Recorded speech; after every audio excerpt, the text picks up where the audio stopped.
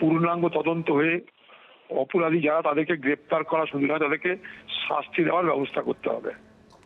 সেখানে নির্মল ঘোষই হোক, কোনো বোস হোক, কোনো ঘোষ হোক, যেই হোক, বক্তব্য একটাই যে অভয়ার মৃত্যুতে যারা জড়িত, অভয়াকে হত্যাকাণ্ডে যারা জড়িত, সেই জড়িতদের মধ্যে অনেক বড় বড় মাথা আছে বলে আমরা সবাই বিশ্বাস করি।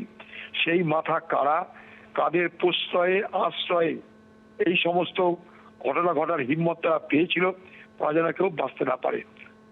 এইটাই আমাদের একটাই দাবি, এটা বাংলার মানুষের দাবি, এটা ভারতবর্ষের মানুষ যারা ঘটনা দেখেছে শুনেছে সকলের একটাই দাবি। তদন্তের মাধ্যমে ন্যারেটিভটাকে এস্টাবলিশ করা।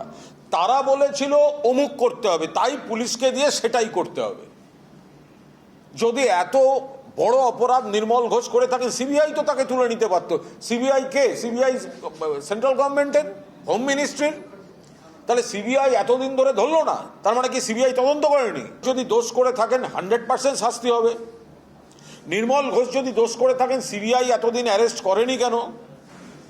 আবার অন্য দিকটা দেখতে হবে, অনেক সময় পাড়া প্রতিবেশীদের কাছে কোনো বিপজ্জনক ঘটনা ঘটলে, কোনো পরিবারে বিপজ্জনক ঘটনা ঘটলে জনপ্রতিনিধি বা প্রতিবেশীদের সাহায্য করতে অনেক সময় এগিয়ে আসতে হয়।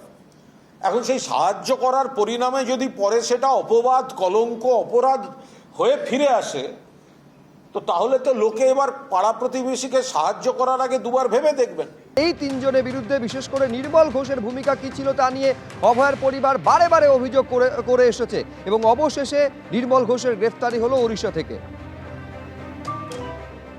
সুপ্রজিৎ, 2024 9ই আগস্ট যে এই অভিশপ্ত রাতে যার দেহ সৎকার করা হয় পানিহাটি শ্মশানে, এবং তারপরে চোখ কিছুটা সামলে ওঠার পরপরই তারা সোচ্চার হয়েছিলেন যে নির্মল ঘোষ পানিহাটির তৎকালীন তৃণমূল বিধায়ক, তার সঙ্গে তাদের প্রতিবেশী তথা প্রাক্তন কাউন্সিলর সঞ্জীব মুখোপাধ্যায় এবং প্রাক্তন পুরপ্রধান সোমনাথ দে, তারা মিলে কি করে কার্যকর মেডিকেল কলেজ হাসপাতালে ময়নাতদন্তের পর কি করে গ্রিন করিডর করে আরজিকর থেকে তাদের বাড়ি এবং বাড়ি থেকে শ্মশান, শুধু শ্মশানে নয়, শ্মশানে তাদেরকে তারা নিজেরাই সই সাবুত করেন, এবং শুধু তাই নয়, দুটি দেহের আগে সেই দেহ সৎকার করা হয়েছিল।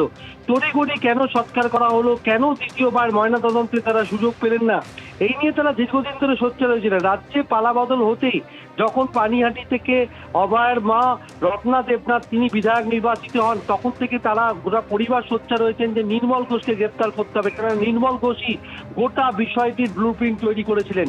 কেননা তিনি যখন দুপুরবেলা পৌঁছেছিলেন আরজিকর মেডিকেল কলেজ হাসপাতালের অধ্যক্ষের সঙ্গে বৈঠক, তারপরে তড়িঘড়ি ময়নাতদন্তের পরপরই গ্রিন করিডর করে কার্যত নিয়ে যাওয়া হয় তাদের বাড়িতে, এবং বাড়ি থেকে দেহ সরাসরি নিয়ে যাওয়া হয় পানিহাটি শ্মশানে, এবং সেখানে নিয়ে গিয়েও দ্রুত তার দেহ সৎকার করা হয়।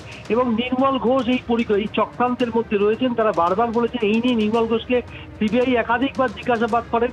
এরপর পালা বদলের পর তারা সোচ্চার হয়েছিলেন এবং নির্বাচনের ফল ঘোষণার পর থেকে কার্যত পানিহাটিতে থাকছিলেন এরা। নির্মল ঘোষ গত মাসে থাকে ঋতব্রতপন্থী তৃণমূলের বৈঠকে দেখা যায়, তারপর থেকে এই দাবি আরো জোরালো হয়। এলাকায় তিনি থাকছিলেন না, তিনি কার্যত বেপাত্তা হয়ে গেছিলেন। গত সোমবার দিনকে এফআইআর করার পর পুলিশের পক্ষ থেকে তৎপরতা লক্ষ্য করা যায়, ওড়িশা থেকে তাকে গ্রেফতার করা হয়েছে। একেবারে এটাই প্রশ্ন যে মুহূর্তে এফআইআর হলো তারপর থেকে কার্যত তাকে খোঁজই পাওয়া যাচ্ছিল না, এমনকি ফোনে পর্যন্ত নির্মল ঘোষের সঙ্গে যোগাযোগ করা যাচ্ছিল না। কোথায় চলে গেছিলেন নির্মল ঘোষ? নির্মল ঘোষের গ্রেফতারির পর তার পরিবারের সদস্যরা কি বলছেন, পুত্রবধূ কি বলছেন, একবার শুনুন।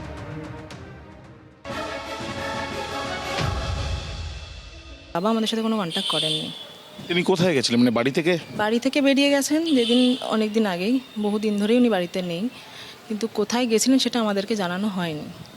উনি কি একাই গেছেন? উনি একাই গেছেন, বাড়িতে সবাই বাড়ির লোকরা আমরা রয়েছি। উড়িষ্যা থেকে তাকে গ্রেপ্তার করে নিয়ে আসছে পুলিশ জানা যাচ্ছে।